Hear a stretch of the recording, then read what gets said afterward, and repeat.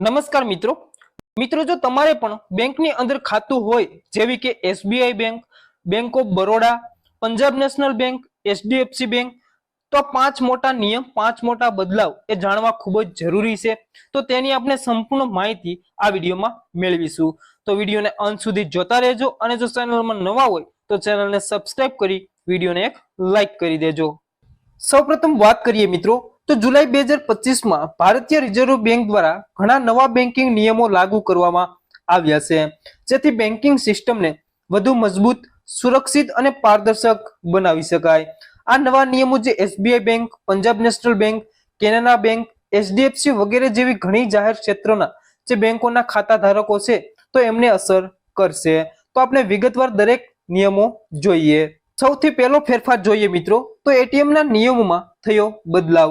જુલાઈ 2025માં ATM ની જે transaction પોલિસીમાં ફેરફાર કરવામાં આવ્યો છે. અન્ય બેંકોના એટીએમ નો ઉપયોગ કરીને જે મફત વ્યવહારોની સંખ્યાની અંદર ઘટાડો કરવામાં આવ્યો છે. હાલમાં ઘણી બેંકો તેમના એટીએમમાં મહિનામાં 3 થી લઈને 5 વખત મફત એટીએમ ઉપાડનો લાભ આપે છે. આ ઉપરાંત અન્ય બેંકોના એટીએમ માંથી મહિનામાં 3 વખત તમે પૈસા ઉપાડી શકો છો. જો તમે આનાથી વધુ વાર રકમ ઉપાડો છો તો તમારે હવે વધારાનો ચાર્જ ચૂકવવો પડશે. તો મિત્રો તમારી બેંકોની અંદર જે તમારા એટીએમ અથવા તો બીજી બેંકના એટીએમ દ્વારા તમે મફત વ્યવહાર આપવામાં આવે છે, જે 3 થી લઈને 5 મફત વ્યવહાર અથવા તો ફ્રી ટ્રાન્ઝેક્શન આપવામાં આવે છે, અને એનાથી તમે વધુ વાર ટ્રાન્ઝેક્શન કરશો તો તમારે હવે વધારાનો ચાર્જ ચૂકવવો પડશે. તો એ ચાર્જ એ 23 રૂપિયા વધારાનો ચાર્જ આપવો પડશે.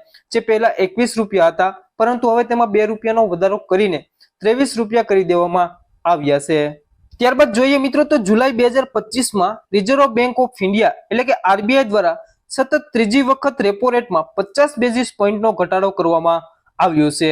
રેપો રેટમાં ઘટાડાના કારણે જે બેંકોએ લોન સસ્તી કરી છે, જ્યારે બીજી તરફ આઈસીઆઈસી બેંક, એચડીએફસી બેંક અને કેનરા બેંક સહિત મોટા ભાગની બેંકો દ્વારા જે એફડી પર વ્યાજના દરમાં ઘટાડો કરવામાં આવ્યો છે. એફડી પર વ્યાજમાં ઘટાડાને કારણે જે વરિષ્ઠ નાગરિકોને સૌથી વધુ નુકસાન થયું છે. જો મિત્રો તમારી પાસે એચડીએફસી બેંકનું ક્રેડિટ કાર્ડ હોય તો આ માહિતી ખાસ જોઈ લેજો. એચડીએફસી બેંક હવે ક્રેડિટ કાર્ડના નિયમોમાં ફેરફાર કરવા જઈ રહી છે. જો ગ્રાહક દર મહિને ગેમિંગ એપ્લિકેશન પર 10,000 થી વધુનો ખર્ચ કરશે તો તેના પર 1% વધારાનો ચાર્જ વસૂલવામાં આવશે. અને આ સાથે જ જો ગ્રાહકો પેટીએમ, ફોન પે, ફ્રીચાર્જ જેવી થર્ડ પાર્ટી એપ્લિકેશન મારફતે એચડીએફસી ક્રેડિટ કાર્ડ પેમેન્ટ કરે છે તો પણ તેમને 1% ટ્રાન્ઝેક્શન ચાર્જ લાગુ કરવામાં આવશે. તો મિત્રો તમે ગેમિંગ એપ્લિકેશનની અંદર ટોપઅપ કરો છો, જે 10,000 રૂપિયા સુધીનું ટોપઅપ કરો છો તો તમારે 1% ચાર્જ જે ટ્રાન્ઝેક્શન ચાર્જ તમને લાગુ કરવામાં આવશે. અને તમે પેટીએમ, ફોન પે, ફ્રીચાર્જ જેવી થર્ડ પાર્ટી એપ્લિકેશનનો ઉપયોગ કરીને તમે એચડીએફસી ક્રેડિટ કાર્ડનું પેમેન્ટ કરો છો તો પણ તમારે 1% ચાર્જ લાગુ કરવામાં આવશે. ત્યારબાદ મિત્રો જો તમે એચડીએફસી બેંકના ક્રેડિટ કાર્ડથી યુટિલિટી બિલ ભરો છો તો જુલાઈ 2025 થી તમારે વધારાનો ચાર્જ ચૂકવવો પડશે. એચડીએફસી બેંકના નવા નિયમ મુજબ જે દર મહિને 50,000 થી વધુના યુટિલિટી બિલ પેમેન્ટ પર 1% એક્સ્ટ્રા ચાર્જ લાગુ થશે. અને ફ્યુલ ટ્રાન્ઝેક્શન માટે પણ જે નવા નિયમ લાગુ થશે. જે 15,000 થી વધુના ઈંધણ વ્યવહારો પર 1% ચાર્જ વસૂલવામાં આવશે. તો મિત્રો તમે એચડીએફસી ના જે બેંકના ક્રેડિટ કાર્ડથી તમે યુટિલિટી બિલ ભરો છો, જે 50,000 અથવા તો તેનાથી વધુ પેમેન્ટ કરો છો તો તમારે 1% એક્સ્ટ્રા ચાર્જ આપવો પડશે.